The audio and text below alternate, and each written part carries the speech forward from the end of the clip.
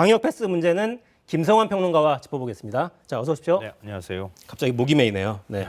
어제 법원 결정 내용을 먼저 좀 정리해 주시겠습니까? 네, 지난달 정부가 청소년을 대상으로 방역 패스를 적용하겠다고 했었잖아요. 가장 대표적인 시설이 학원이나 아니면 독서실 그리고 스터디 카페 같은 곳이었거든요. 근데 이런 시설에 대해서 방역 패스 적용하는 것에 대한 학부모의 반발이나 또 시민단체의 반발이 있어서 효력 정지 가처분 신청을 법원에 냈던 겁니다. 근데 서울행정법원이 그 가처분 신청을 받아들였어요. 그러니까 방역 패스 적용이 일단은 멈추게 됐다 이렇게 봐야 될 것 같습니다. 근데 전체적으로 멈춘 건 아니고 일단 학원, 네, 독서실, 주로 교육시설 같은데 네, 스터디 카페 이런 네. 것들이에요. 자, 근거는 어떤 거였습니까? 한마디로 정리해서 말씀드리면 청소년에게 방역 패스를 적용하는 것은 백신 접종을 강제하는 것이나 다름이 없다. 그리고 미접종 집단에 대한 중대한 불이익을 주는 행위다. 이렇게 본 것이고요. 또 교육시설에 주로 이제 출입하는 사람들이 수험생이거나 아니면은 뭐 어디를 시험을 본다거나 이런 사람들이잖아요. 그런 교육시설에 대한 방역 패스를 적용을 하게 되면 수험생의 학습권이 침해될 수 있다. 그리고 교육의 자유와 직업 선택의 자유 같은 기본권이 제한될 수 있다. 이렇게 본 겁니다.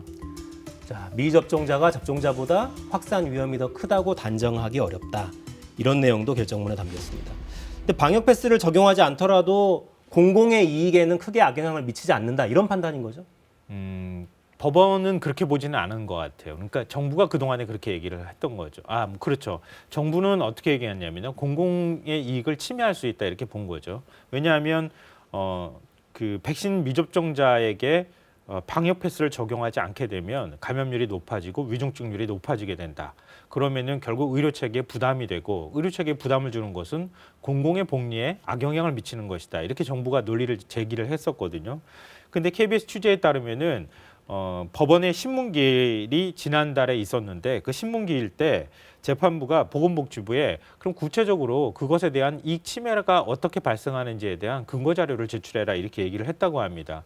예를 들면 이런 얘기예요. 재판부가 현재 백신 접종률이 일반적으로는 80%를 넘어섰고 60세 이상의 경우에는 90%가 넘어섰는데 그런 경우에 백신 패스를 학원에서 의무화했을 경우에 소아 청소년에게까지 접종을 사실상 강제하게 된다. 그러면 거기에 따르는 실효적인 이익이 뭐가 있을 것이냐. 이 부분에 대한 근거 자료를 달라고 했다는 거예요. 해당 시설에 대한 구체적인. 네. 그러니까 백신 접종을 맞지 않게 되면은 그러면 겪게 될 위험성 그리고 그 확률은 어느 정도인지를 구체적인 연구 자료나 아니면은 자료를 갖고 있으면 제출하라고 했는데 합리적인 질문이네요. 예, 그 자체는 합리적인 질문이긴 한데 청소년 방역 패스라는 거잖아요. 뭐 앞서도 이제 얘기 나왔던 것처럼 각종 통계와 관련한 지표들은 얼마든지 제출할 수 있는데 청소년과 관련해서 딱 한정을 져서 교육시설과 관련돼 있는 부분만 근거 자료 제출해라. 그러면 자료가 그렇게 뚜렷하게 나타나지 않는 문제가 생겼다는 거죠. 그러니까 그런 부분에 대한 것들을 판단 근거로 삼기가 좀 쉽지 않았다 이렇게 보이고요. 그래서 재판부는 자발적으로 백신 접종을 유도해서 위중증률을 통제하는 것이 방역 당국이 우선적으로 취해야 할 조치라고 판단된다 이렇게 본 겁니다. 그러니까 방역 패스 적용하는 것은 문제가 있다 이렇게 본 거죠. 그러니까 사실상 백신 접종을 강요할 게 아니라 자발적 접종을 유도하라. 네네. 그게 일단 우선 아니냐는 맞습니다. 거고. 결정문 내용을 보면 그래서 중대한 불이익을 가하는 것이 정당화될 정도로 객관적이고 합리적인 근거가 충분하다고 할 수 있는지 의문이다. 이렇게 밝혔어요. 네. 자, 네, 이렇게 되니까 정부는 방역 패스가 그래도 필요하다 이런 입장입니다. 여전히 즉시항고장 오늘 법원에 바로 제출했습니다. 각 부처의 입장을 듣고 계속 이어가겠습니다. 정부는 지난해 11월부터 미접종자 보호와 감염 확산 차단 그리고 의료 대응 여력 확보를 위해 방역 패스 제도를 도입하고 대상 시설을 한정하여 시행하고 있습니다. 향후 방역 패스를 적용하는 과정에서도 국민 여러분의 불편이 최소화될 수 있도록 균형 있게 운영해 나가겠습니다. 방역 패스는 정부의 전체적인 방역 체계 안에서 운영되는 것이기 때문에 본안 소송까지를 보고 이 방역 당국과 함께 전체적인 방역 체계 내에서의 방역 패스 운영을 어떻게 할 것인가는 계속 협의를 해 나가야 될 것으로 생각합니다. 네, 박범계 법무장관은 미접종자 위험과 관련된 부분을 납득하기 어렵다라면서 즉시 항고하겠다라는 입장을 밝혔고요. 이미 즉시 항고장은 제출이 돼 있습니다. 항고를 하더라도 일단 방역 패스 학원 등에서는 적용 안 되는 거죠, 당장? 네, 당분간은 안 되는 거라고 보면 될 것 같고요. 본안 소송에서 최종 결정이 나오기 전까지는 방역 패스를 적용하기 어렵게 됐습니다. 다만 이제 그 방역 패스를 적용하지 않는다고 해서 방역 조치가 안 이루어지거나 이렇게 되는 것은 아니거든요. 정부에서 그래서 이렇게 얘기합니다.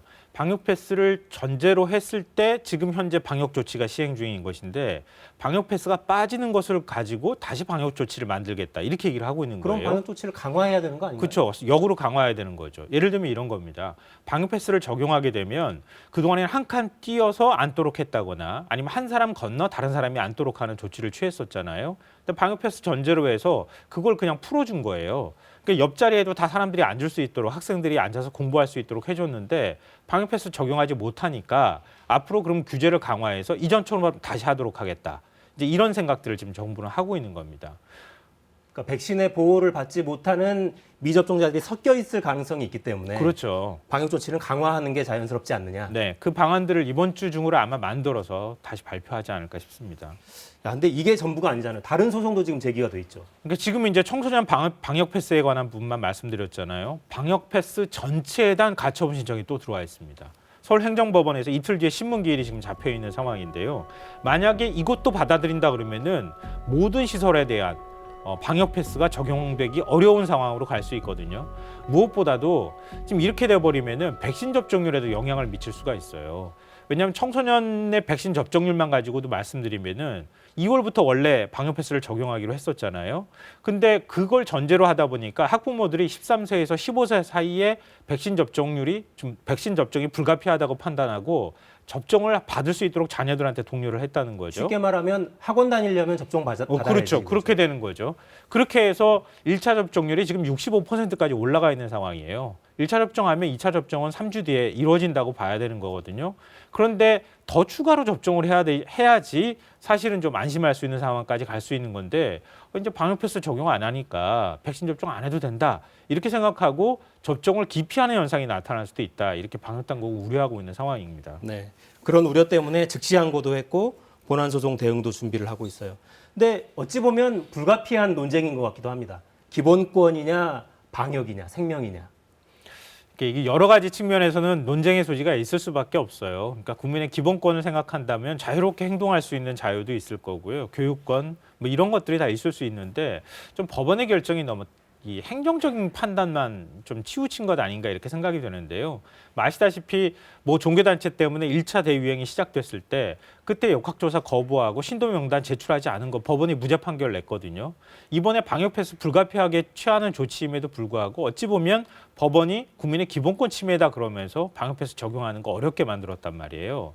그런데 행정적으로 보거나 아니면 사법적으로 판단을 할 때는 개인의 자유를 침해하면 안 되지 이렇게 판단할 수 있지만 어찌 보면 국민들은 각각이 한 명의 독립된 주체잖아요. 근데 백신 맞으십시오라고 하는데 맞지 않는 사람들도 생기는 것이고 방역 조치를 거부하는 사람도 생기는 것인데 그런 각자의 행동들을 다 통제하기 어려운 상황이라는 거죠. 이건 사회 행동학에 관련되는 문제란 말이에요. 그런 문제들을 너무 딱딱하게 법률적인 판단으로만 잣대를 들이대기는 어려운 것 아니냐.